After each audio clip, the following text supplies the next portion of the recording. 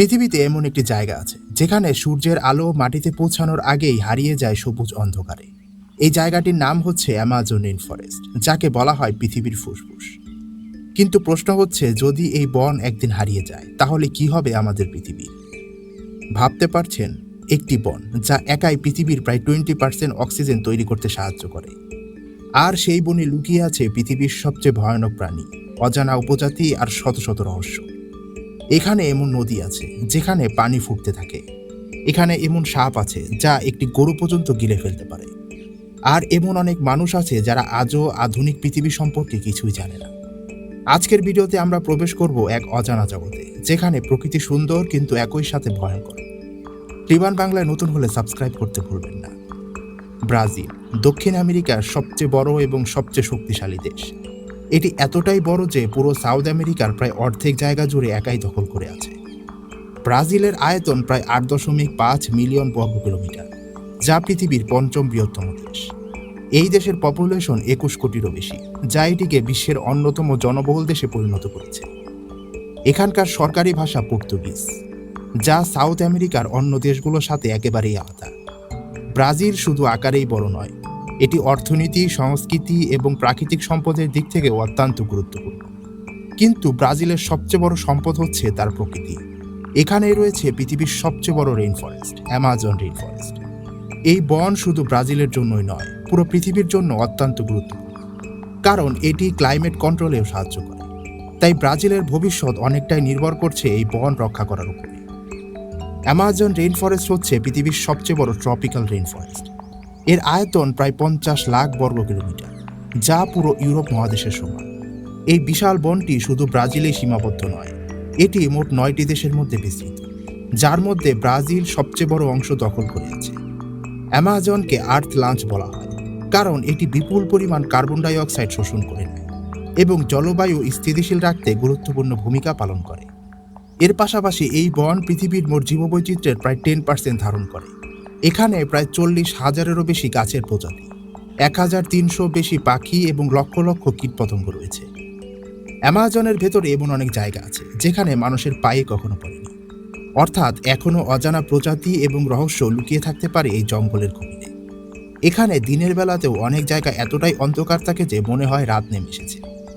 কিন্তু এই বিশাল বন আজ হুমকির মুখে। প্রতিদিন হাজার হাজার গাছ কাটা হচ্ছে এখান থেকে, যার ফলে ধীরে ধীরে ধ্বংস হচ্ছে পৃথিবীর সবচেয়ে গুরুত্বপূর্ণ ইকোসিস্টেম। অ্যামাজন রেইন ফরেস্ট শুধু গাছপালা আর নদীর জন্য বিখ্যাত নয়, এটি পৃথিবীর সবচেয়ে ভয়ঙ্কর প্রাণীদেরও একটি ঘর। এই জঙ্গলের সবচেয়ে ভয়ঙ্কর প্রাণীদের মধ্যে অন্যতম হচ্ছে গ্রিন অ্যানাকোন্ডা। এই সাপটির দৈর্ঘ্য প্রায় 30 ফুটেরও বেশি এবং এটি এতটাই শক্তিশালী যে সহজেই একটি হরিণকেও পেঁচিয়ে মেরে ফেলতে পারে। অ্যামাজনে রয়েছে জাগুয়ার, যা এই অঞ্চলের শীর্ষ শিকারী। এই প্রাণীটি এতটাই শক্তিশালী যে এটি এক কামড়ে কচ্ছপের খোলস পর্যন্ত ভেঙে ফেলতে পারে। এই জঙ্গলের প্রতিটি পদক্ষেপই ঝুঁকিপূর্ণ, কারণ এখানে কে শিকার আর কে শিকারী তা বোঝা খুবই কঠিন। এই জঙ্গলের মাঝ দিয়ে বয়ে গেছে অ্যামাজন নদী, যা জলের দিক থেকে হিসাব করলে এটি পৃথিবীর সবচেয়ে বড় নদী। এই নদীর দৈর্ঘ্য প্রায় 6,400 কিলোমিটার এবং এটি এতটাই বিশাল যে কিছু জায়গায় নদীর এক পাশ থেকে আরেক পাশে দেখাই যায় না। অদ্ভুত ব্যাপার হচ্ছে, এত বড় নদীর ওপর খুব কম ব্রিজই রয়েছে, কারণ এই নদীর প্রবাহ এতটাই শক্তিশালী এবং অনিশ্চিত যে এখানে স্থায়ী সেতু তৈরি করা অত্যন্ত কঠিন। অ্যামাজন নদীর গভীরে লুকিয়ে আছে অসংখ্য বিপদ। এখানে রয়েছে ইলেকট্রিক ইল, পিরানহা এবং বিশাল অ্যানাকোন্ডা। কিন্তু সবচেয়ে বড় রহস্যময় বিষয় হচ্ছে এখানকার বয়লিং রিভার। অ্যামাজনের একটি জায়গায় নদীর পানি এতটাই গরম থাকে যে প্রায় ফুটন্ত অবস্থায় থাকে। বিজ্ঞানীরা মনে করেন ভূগর্ভস্থ তাপের কারণে এই ঘটনা ঘটে, কিন্তু এখনও পুরো রহস্য সম্পূর্ণভাবে ব্যাখ্যা করা যায়নি। এই অ্যামাজন নদী শুধু জীবনের উৎসই নয়, এটি একই সাথে একটি ভয়ঙ্কর এবং রহস্যময় জগৎ। অ্যামাজন রেইন ফরেস্টের গভীরে এমন কিছু মানুষরা বাস করে যারা এখনও আধুনিক সভ্যতার সাথে কোনো যোগাযোগই করেনি। এদেরকে বলা হয় আনকানেক্টেড ট্রাইবস। এরা হাজার বছরের বেশি সময় ধরে নিজেদের মতো করে বেঁচে আছে। তাদের জীবন পুরোপুরি নির্ভর করে শিকার, মাছ ধরা এবং জঙ্গলের উপর। অবিশ্বাস্য হলেও সত্যি, এই মানুষগুলো বাইরের মানুষকে ভয় পায়, কারণ অতীতে অনেক সময় বাইরের লোকেদের কারণে তারা রোগ এবং সহিংসতার শিকার হয়েছে। তবে এখন সবচেয়ে ভয়ের ব্যাপার হচ্ছে এই অ্যামাজন আজ হুমকির মুখে। প্রতি বছর হাজার হাজার লক্ষ লক্ষ গাছ এখান থেকে কেটে নিয়ে বিদেশে বিক্রি করা হচ্ছে। আর এই সমস্যা মোকাবেলা করার জন্য ব্রাজিল সরকার নিয়েছে নানা পদক্ষেপ, যার মধ্যে অন্যতম হচ্ছে TFF। নিউ ইয়র্কের ট্রেডার আর অ্যামাজন বানরের মধ্যে কিছু মিল থাকতে পারে।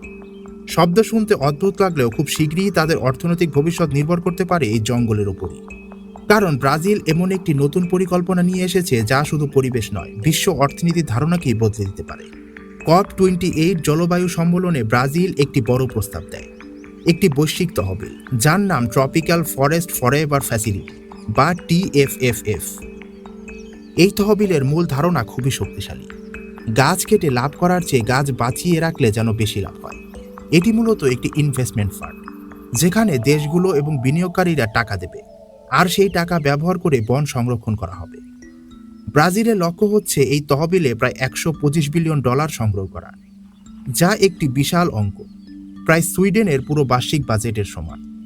এই পরিকল্পনা সফল হলে পৃথিবীর বন সংরক্ষণের পদ্ধতি পুরোপুরি বদলে যাবে। কিন্তু এই পরিকল্পনা কেন এত জরুরি? কারণ বর্তমান পরিস্থিতি খুবই ভয়াবহ। 2024 সালে বিশ্বজুড়ে প্রায় 6.7 মিলিয়ন হেক্টর ট্রপিক্যাল বন ধ্বংস করা হয়, যা পুরো পানামা দেশের চেয়েও বড়। এই বন ধ্বংসের ফলে বায়ুমণ্ডলে ছড়িয়ে পড়েছে প্রায় 3.1 বিলিয়ন টন কার্বন ডাইঅক্সাইড, যা ভারতের বার্ষিক নির্গমনের চেয়েও বেশি। এর মধ্যে ব্রাজিল একাই হারিয়েছে প্রায় 2.82 মিলিয়ন হেক্টর বন, যা বৈশ্বিক ক্ষতির প্রায় 42%। এই ধ্বংসের পেছনে অন্যতম কারণ ছিল গত 70 বছরের সবচেয়ে ভয়াবহ খরা। তবে শুধু ব্রাজিলই নয়, বলিভিয়া, কঙ্গো, ইন্দোনেশিয়া এবং পেরুতেও দ্রুত বন উজাড় হয়ে যাচ্ছে। তবু আশার কথা হচ্ছে কিছু দেশ ইতিমধ্যে সফলভাবে বন ধ্বংস কমাতে পেরেছে। ইন্দোনেশিয়া এবং মালয়েশিয়ার বন উজাড়ের হার উল্লেখযোগ্যভাবে কমিয়েছে। এমনকি ব্রাজিল নিজেও একসময় মাত্র 1 দশকের মধ্যে বন ধ্বংসের 80% কমিয়ে ফেলেছে। এটি প্রমাণ করে সঠিক নীতি এবং পরিকল্পনা থাকলে পরিবর্তন সম্ভব, আর সেই পরিবর্তনকে স্থায়ী করতেই দরকার TFFF। এই তহবিলের লক্ষ্য শুধু ব্রাজিল নয়, বরং কঙ্গো, ইন্দোনেশিয়া সহ সব ট্রপিক্যাল বন সম্পদকে সাহায্য করা। যেসব দেশ তাদের নিজেদের বন রক্ষা করবে, তারা এই তহবিল থেকে নিয়মিত অর্থ পাবে, এক ধরনের ক্লাইমেট ডিভিডেন্ড হিসেবে। এই তহবিলের কাঠামো খুবই কৌশলী। প্রথমে বিভিন্ন দেশ মিলে প্রায় $25 বিলিয়ন প্রাথমিক বিনিয়োগ দেবে। এরপর বেসরকারি বিনিয়োগকারীরা 4 গুণ বেশি অর্থ যোগ করবে। এই অর্থ বিশ্বজুড়ে বিভিন্ন আর্থিক খাতে বিনিয়োগ করা হবে। এর লক্ষ্য প্রতি বছর প্রায় 7.6% রিটার্ন, যা থেকে বছরে প্রায় $9 বিলিয়ন আয় হতে পারে। এই আয়ের 2/3 যাবে বিনিয়োগকারীদের কাছে, আর বাকি অংশ যাবে বন রক্ষা করা দেশগুলোর কাছে। অর্থাৎ এটি কোনো দান নয়, এটি একটি লাভজনক বিনিয়োগ, যেখানে পরিবেশ রক্ষা করে আয় করা সম্ভব। এই তহবিলের আরেকটি বিশেষ দিক হচ্ছে এর দীর্ঘমেয়াদী পরিকল্পনা। এটি প্রায় 40 বছর পর্যন্ত চলবে। এর ফলে রাজনৈতিক পরিবর্তন বা অর্থনৈতিক ওঠানামার প্রভাব কম পড়বে। এই তহবিলের আরেকটি গুরুত্বপূর্ণ শর্তও রয়েছে। যে দেশ এই সুবিধা পেতে চায়, তার 3 বছরের গড় বন ধ্বংসের হার প্রায় 0.5%-এর নিচে থাকতে হবে, এবং প্রতিটি সংরক্ষিত হেক্টরের জন্য দেশটি পাবে $4। কিন্তু যদি নতুন করে বন ধ্বংস হয়, তাহলে প্রতি হেক্টরের জন্য $400 থেকে $800 পর্যন্ত জরিমানাও দিতে হবে। এটি দেশগুলোর জন্য একটি শক্তিশালী আর্থিক চাপ তৈরি করবে, যাতে তারা বন রক্ষা করতে বাধ্য হয়। আরেকটি গুরুত্বপূর্ণ বিষয় হচ্ছে এই তহবিলের 20% সরাসরি দেওয়া হবে আদিবাসী জনগোষ্ঠীদের হাতে। কারণ পৃথিবীর প্রায় 54% অক্ষত বনভূমি এই আদিবাসীদের এলাকায় রয়েছে, এবং তারাই এই বনগুলোর প্রকৃত রক্ষক। তবে এই পরিকল্পনার কিছু ঝুঁকিও রয়েছে। যেহেতু এটি একটি আর্থিক তহবিল, তাই যদি বৈশ্বিক অর্থনৈতিক সংকট হয়, তাহলে পুরো তহবিল ক্ষতিগ্রস্ত হতে পারে। আরেকটি বড় প্রশ্ন হচ্ছে এই তহবিলের টাকা কোথায় বিনিয়োগ করা হবে। যদি এই টাকা আবার কয়লা বা তেলের মতো পরিবেশ ধ্বংসকারী খাতে বিনিয়োগ হয়, তাহলে পুরো পরিকল্পনার উদ্দেশ্যই ব্যর্থ হবে। তাই বিশেষজ্ঞরা বলেছেন এই তহবিলের জন্য কঠোর নিয়ম এবং স্বচ্ছতা থাকা খুবই জরুরি।